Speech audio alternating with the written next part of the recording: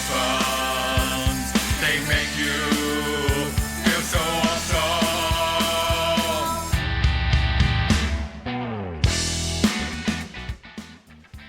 Good grief, Moncrief. It is Friday afternoon. It's the end of the week, and welcome to Local and Live. You are with Spaceman Africa, and you are on 2XX 98.3 FM. And we are streaming live on the internet on 2xxfm.org.au. How you doing? I hope you've had a good week. I hope you've had a good Friday, and now you have knocked off work and you can relax and listen to a great show we've got planned today. Today is 90's theme, and I have a special guest in the studio with me today to help take us through the Canberra music scene in the 90's. Now, that's when I was in my younger years, and I have a fond memory for that scene. So I've got a professional in. I've got Adam Bowler. Welcome to the show. Thank you, Spaceman. Becoming a bit of the architecture here now. I think it's becoming a bit of a thing. Yes, you probably third visit this month, but I appreciate you coming in and well, because you're just involved in so many different things. So. Yeah, I mean, I've been around the traps here in Canberra for quite a while, so it seems poignant that we come in and have a bit of a discussion about. The classicest, Canberra lineups, I guess is probably the right way of saying it, because I think people herald the 90's as being such a memorable part of their lives. I know particularly, people our age, certainly enjoyed that period of time, and gigs were very different back then. So thank you for inviting me in to come and have a discussion about the local acts of that period. Yeah, thank you. I mean, I do the show Monday and Fridays, but I want to try and do some different themes and mix things up a bit. And I was there in the 90's, and I remember the gigs were different. The venues were different. They were. There was some very cool, interesting venues, which we will get into. So you have brought in, you're curating the show effectively. You've brought in just sort of a mix of the different well-known bands that were around at the time. Yeah, I think I've in old second-hand CD stores, I've sort of percolated is probably a word for it, getting a whole heap of old Canberra acts that I found. Whenever I find local music, I try to pick something up. When I saw them in a lot of those second-hand stores, but a lot of them are gone now, so there's a bit more treasured these days, I think. So a lot of local bands don't.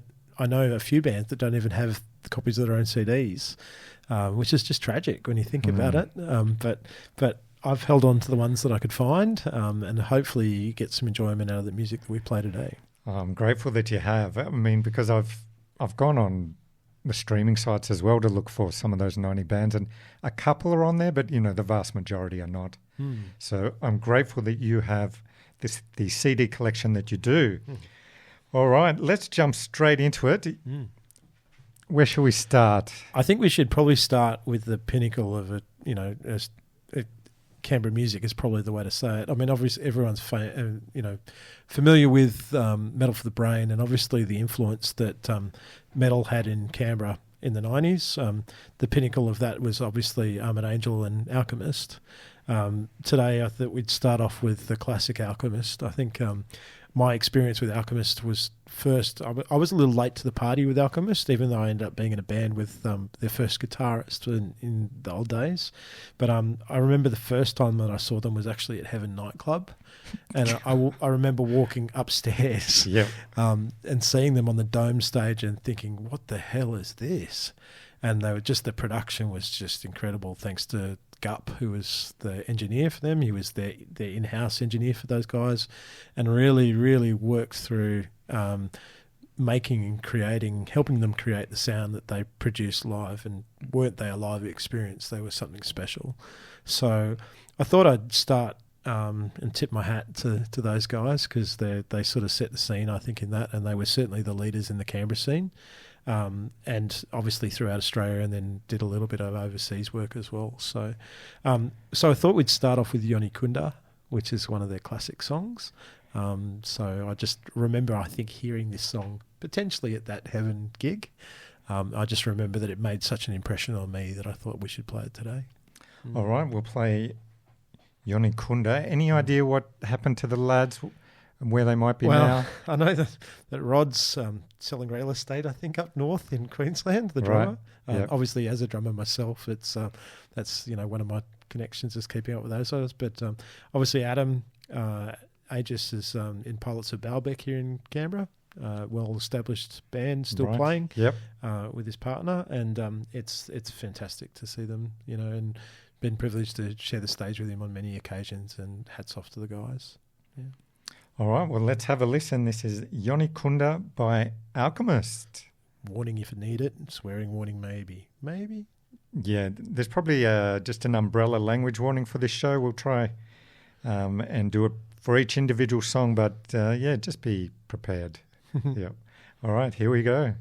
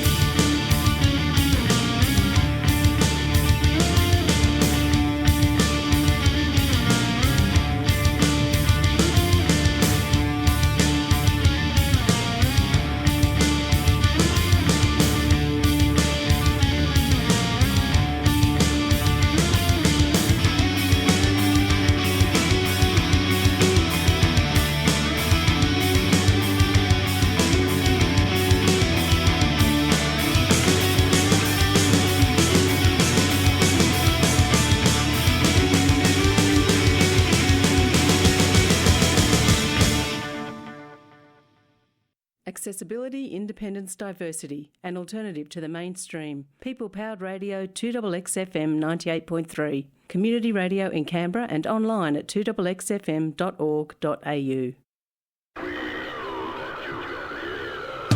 Language warning on this.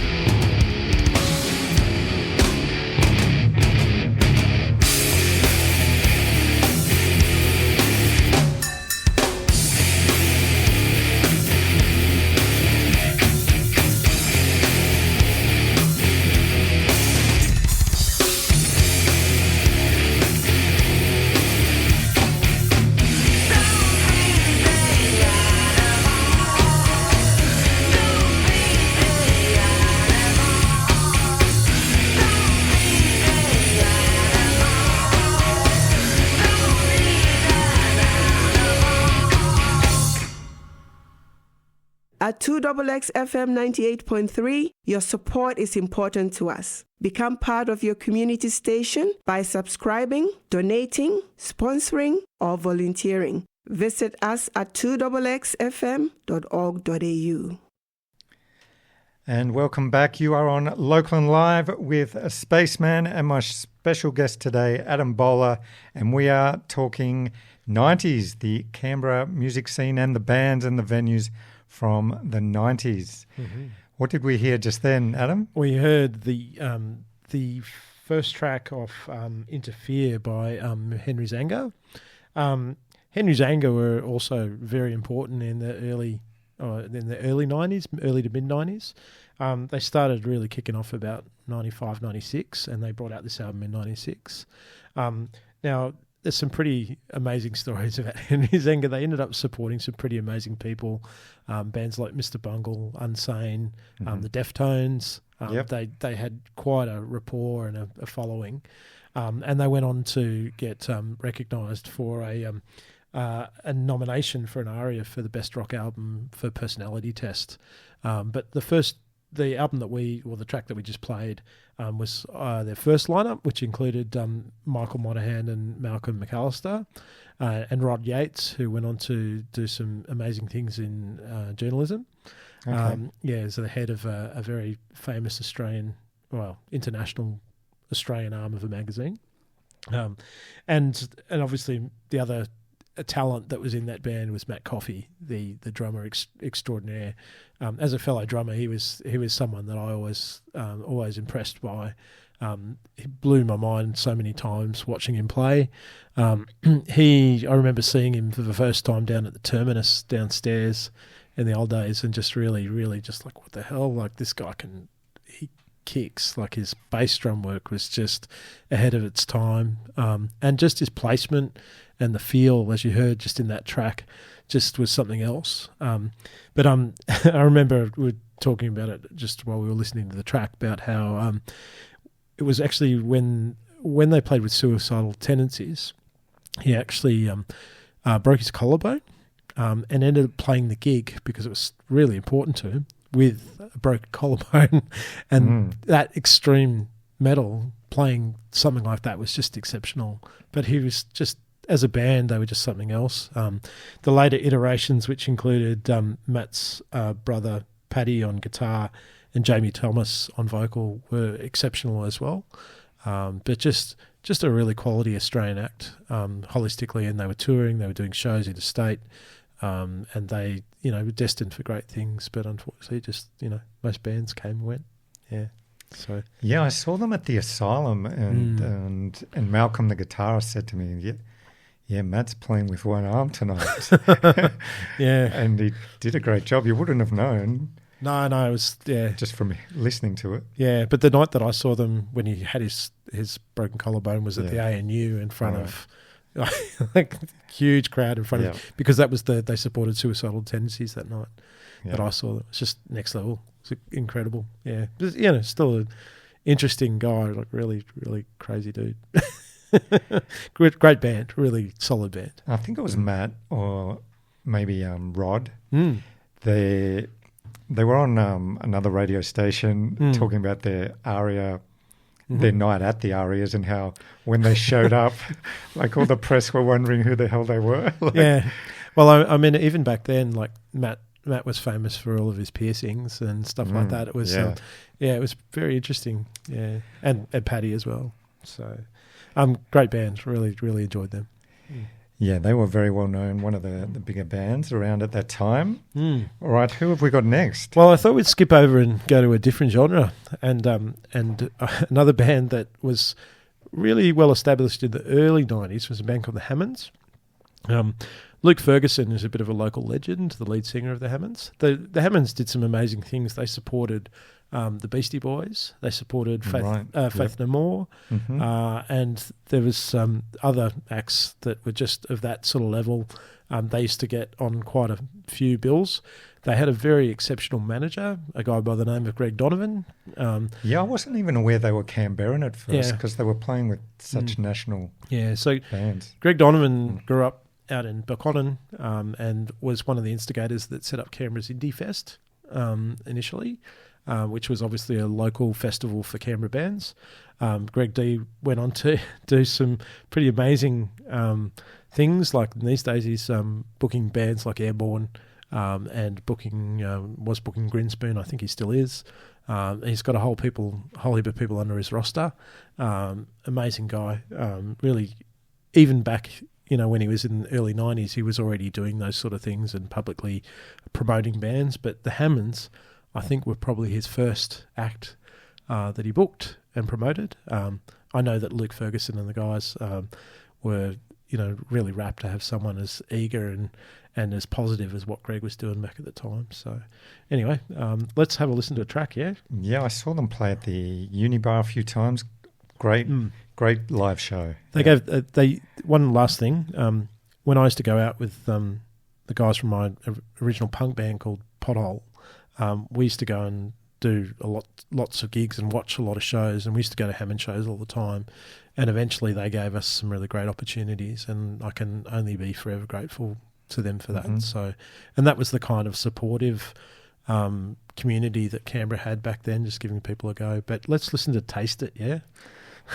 All right. What album is this off? This is off their album 30 Points of Spin, which is a little bit harder to get these days. All right, so language warning on this, just in case. This is called Taste It by the Hammonds. Taste it!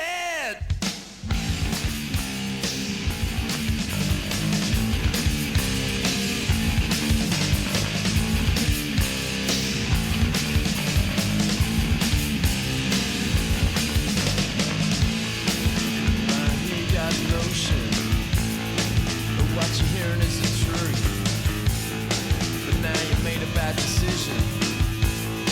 They got you looking for the proof. There's nothing I can say to you. I gotta know with your New Year's resolution. It's gonna go. They got you in the back foot now. Still senseless. You gotta get up and push up and get up.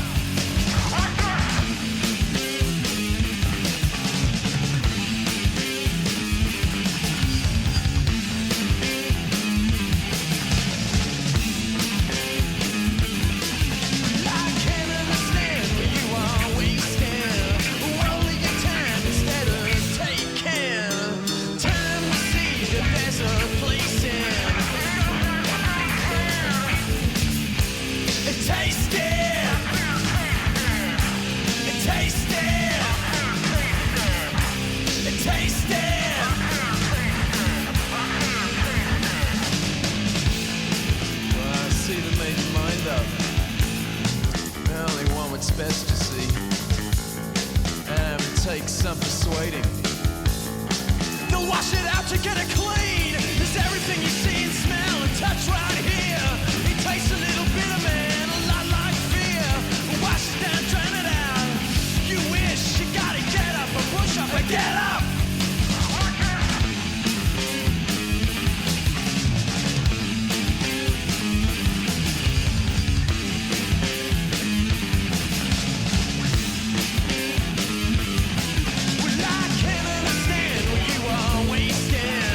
Only your time instead of taking.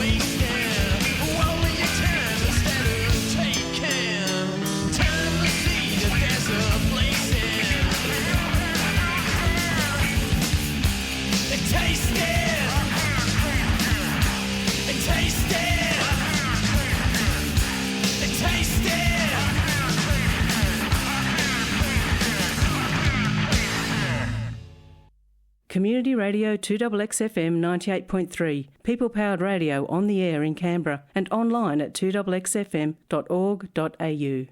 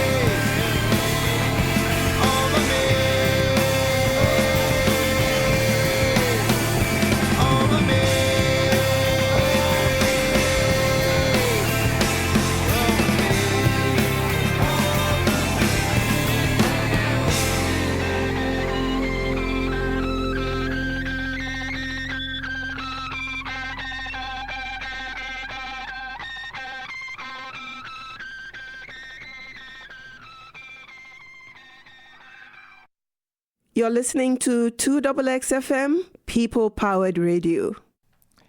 Indeed. And to be more specific, you are listening to LocalnLive. I am Spaceman, and I am joined today by Adam Bowler, and we are doing 90s. Walking through the park and reminiscing. Yeah, man. That's a bit earlier than that, but anyway.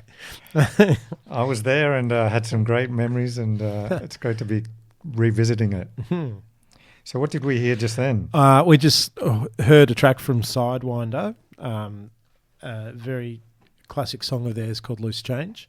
It's off their album Atlantis from, I think it's 95, Yeah, 95. With the guys from Sidewinder, they were obviously very well known, and they've gone on to some pretty amazing things themselves. More recently, you guys, the world of Canberra, would be familiar with Nick Kraft and Pip Branson as being the two of the leads in Cell Block 69. Yes. Yeah. Yeah. So that's their more recent thing that they've been doing.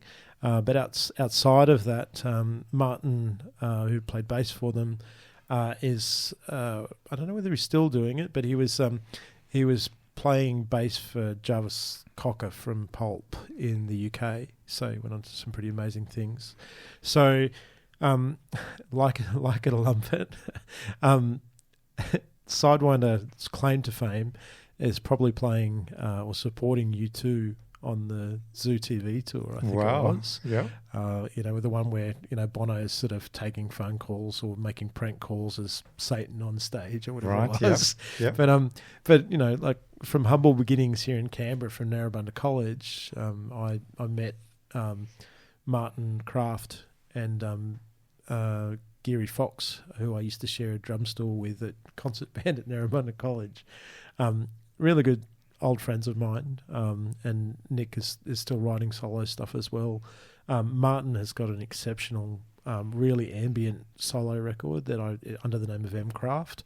Go and check out his work; it's really, really good. And obviously, Pip had the Pip Branson Corporation, and Shane Melder's done stuff in the past. Who was the drummer after Geary, who was playing with Clouds and other people around Sydney in the early 90s because he was based in Sydney. They started here in Canberra and then found their way. I remember Martin coming to Narrabundah College and saying, look, we got this contract. It's for Half a Cow Records in Sydney. It's a distribution deal thing. Not sure what we're going to do. And they ended up, taking that and going on to bigger things. One of the most renowned live acts in Australia. I think that they were exceptional. Great musicians like Martin and Nick come from a background of classical music, and obviously Pip's family very familiar with David Branson, who passed away unfortunately, who was very much a part of the Canberra dramatic art scene, and people of the 90s knew and loved what David did as well as what Pip did, so with Sidewinder, so, and then beyond that. So yeah, I just thought we'd travel that path and see how we go, but thought we'd also venture sideways and go back into something a bit heavier and play a classic old track by a band that predated Liquid. I know Paul, who played bass for Mud-Eye, ended up playing in Liquid after that, but we'll get to Liquid after this track. But how about we listen to a Mud-Eye track, yeah? Indeed. When I asked you to do this show, I requested a Mud-Eye track. Specifically asked. And kudos for asking for it. Yeah, they were great live too. Mud-Eye were exceptional as well. They were just a great sort of hard rock band, I think is probably a way to describe them. Yeah. I was certainly their fanboy. I went to over 20 gigs of theirs and I kept a diary of each gig. I remember when they were called Blitzkrieg, and then they changed their name to Mud-Eye. And I was at the I remember too. I was at the CD launch at the Terminus. And I was there too, I think. Okay, ironically, yeah. I also saw them play at Springfields in King's Cross. And, and I saw them play on a pleasure cruise boat in Sydney Harbour. Yeah, and then Paul left, and then I can't remember the other guy's name. They got another bass player in. But they continued a few more years. And then they did a reunion show in 99 at Finnegan's Bar. I didn't know that. Which I saw them play at. Oh, wow. That would have been cool. With Paul on bass. Awesome. Yeah. But how about, would you want to listen to Needs to Know? Let's do that, yes. Yeah. Let's give it a run. All right. Here's Mud-Eye. Thank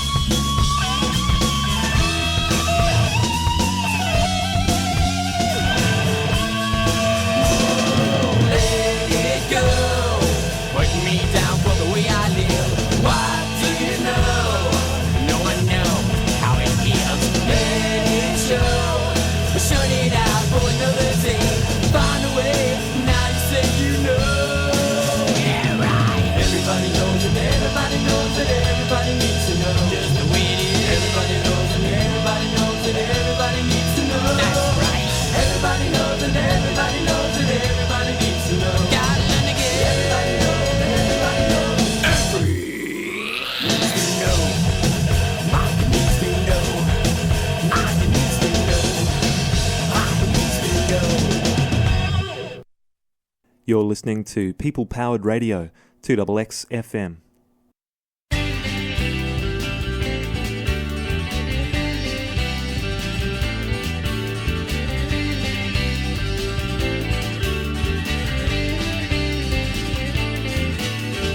Some people think I'm crazy, I said thank you very much. Because if you're sane then I'll be out of touch. Just because I throw bread to the ducks instead of calculating who knows what. I'm crazy and you are not. Oh, tell your friends who talk to me.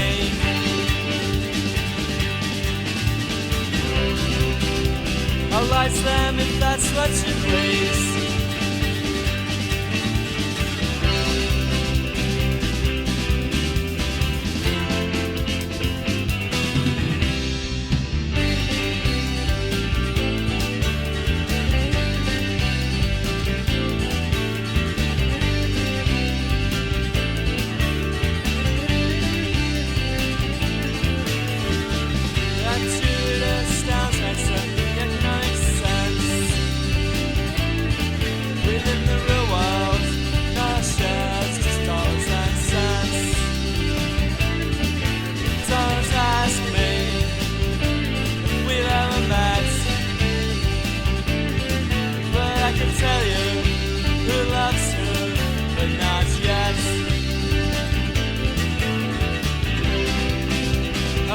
Friends who talk to me.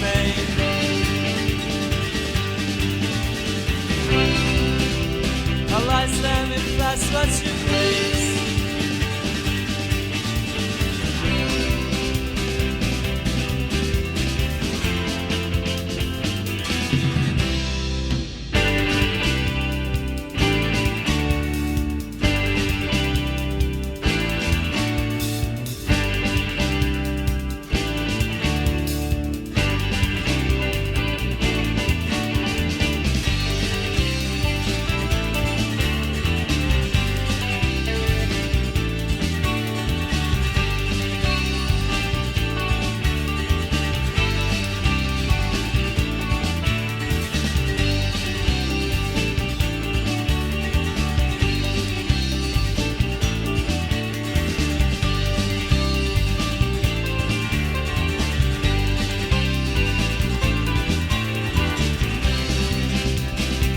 Friends who talk to me.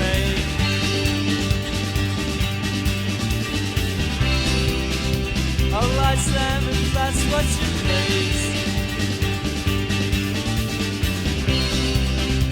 I'll say friends who talk to me.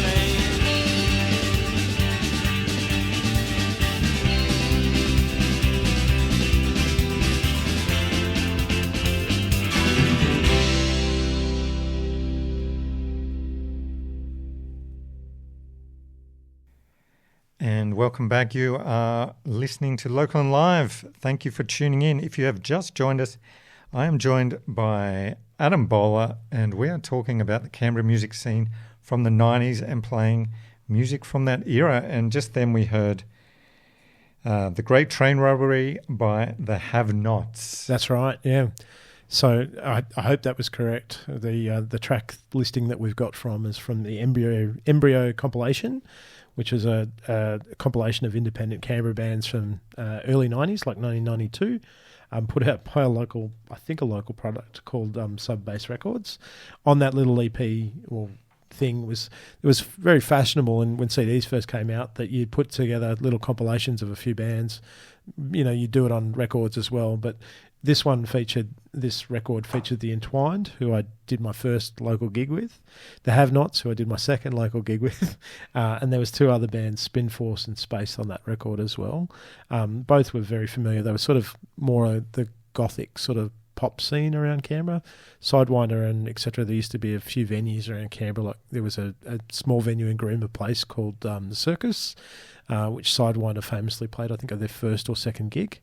And I played my first gig at the Terrace Bar, with the Entwined, with my first band, a band called Close By. The Terrace Bar was a great little place, really small thing across the road from where the casino is now. And I remember seeing Tumbleweed there. Oh, wow. Yeah, seeing some pretty amazing bands like Blowhard from Brisbane, very awesome sort of punk ska sort of stuff. I remember seeing some great metal acts there. I think it was Manticore or some of that sort of bands around that time, and even probably, early Alchemist and stuff like that around that era. Early Pod People certainly there. Right, yeah. But that was certainly that era. But it was a great little room. Other venues of the time were venues like the Asylum. That place, Steve Hyde used to book the ANU through that peak period of I think it was late 80s through to 92, 93 or something, 94 maybe. And then he left to set up, it would have been 92, I think, setting up the Asylum as an independent venue. Remember going and seeing. So that was in the Sydney building. Yeah. And you could enter from the bus interchange. From East Row. Yeah, East Row. Yeah. Yep. And downstairs there was also Terminus as well down on the corner. And there was also Zorro's even. And Zorro's a bit later. Gigs. Yeah, and then later on, obviously, the Phoenix ended up in there as well. Yes. Yeah. But Phoenix was a bit later than that. So. But, Phoenix was next door, and then moved. Yeah, then other venues that were of prominence around that time around Canberra were also Finnegan's as well, up in Dixon. Yeah, which ended up Reggae bought the venue, I think, or the space, and turned it into the Rock Ape. Yes, which was another classic. Get on Your Reggae from Reign of Terror, another classic metal band from 90's. University of Canberra obviously was doing shows as well. They were more downstairs, but I remember seeing Mr. Bungle there at University of Canberra and some other pretty amazing shows out there. And of course the ANU, and how could you not say the ANU? But there's also the places too, places like the Henry Grattan in Woden. Yeah, I was thinking that went on to be the Green Room. What was it? The Contented Soul. Contented Soul, yeah. What was it? The Shack or something? Yeah. And even the downstairs one near Contented Soul. What was that called? I can't remember what it's called. But if anyone, I think it was called the Shack of. And then there was also other left of centre places as well. Like there was the Shanty. The Shanty. It was called. That's right. Yeah, you got it. The Shanty was right. Yeah. Then there was like a small jazz venue in the middle of the city, which was called Dorette's, which is upstairs, which is a restaurant as well.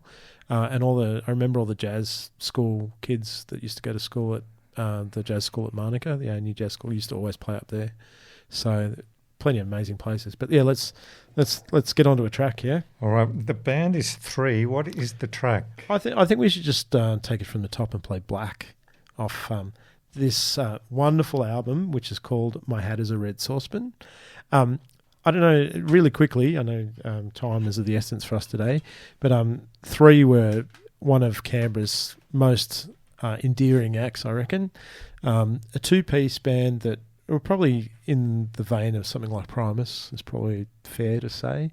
I think everyone wanted to, any bass player in Canberra, I think, was very envious of Ben Green's bass playing skills. And they had quite a following. I remember playing with them on Indie Fest and a few other things, and they were just an exceptional band just as a 2-piece, and really held the audience and really knew how to entertain. They were great. So let's have a listen. So what's this one? This is called Black, the first track on the album. All right. Language warning just in case. Here we go.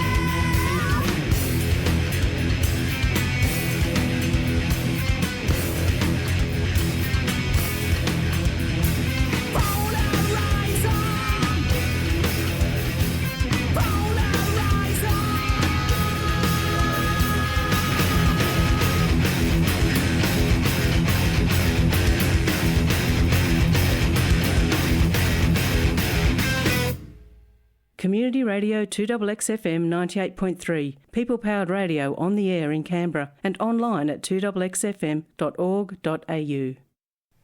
And just then we heard Polarizer by Liquid, and before that, Black by the band 3. Mm-hmm.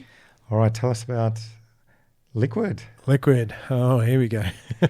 Obviously, Paul, who was in Mud Eye, went on to be in one of Canberra's most renowned, that's the word I was looking for, act in Liquid.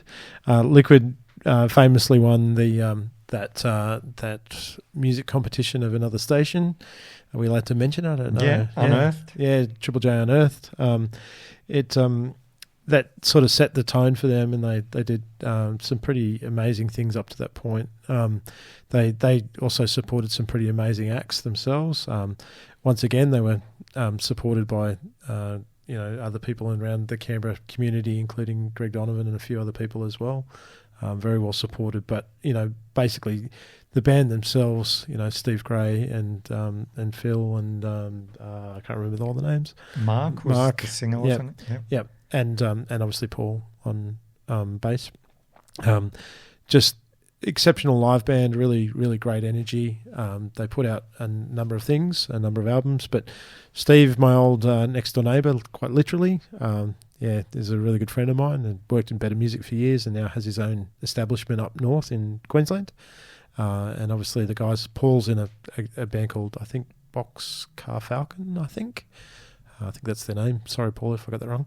But yeah, exceptional band. But anyway, that's our reminiscent for today. And they reformed for the last that's right. ANU show. Yeah, they did the classic ANU show gig, which was full of all sorts of controversy in its own way. That, yeah. But they rightfully were the headliners in regards to being a Canberra band, so they deserved that spot. Yeah. And you wanted to mention one quick thing about the Have-Nots? Yeah, the Have-Nots. I just wanted to send a shout out to Ted, who's the drummer for the Have-Nots. Ted plays famously in a very well-known Canberra band called the Fuelers. Oh, right, yes. There you go. That was his early 90s project. So that was my quick late mention. So shout out. All right. Well, that brings us to the end of this 90s show. Mate, edition number 1. Yes, we are going to have to do another edition because there is just so much to talk about, so much music to cover. Have a great weekend. Thanks for tuning in. Happy Friday. Cheers. Ciao for now. Space out.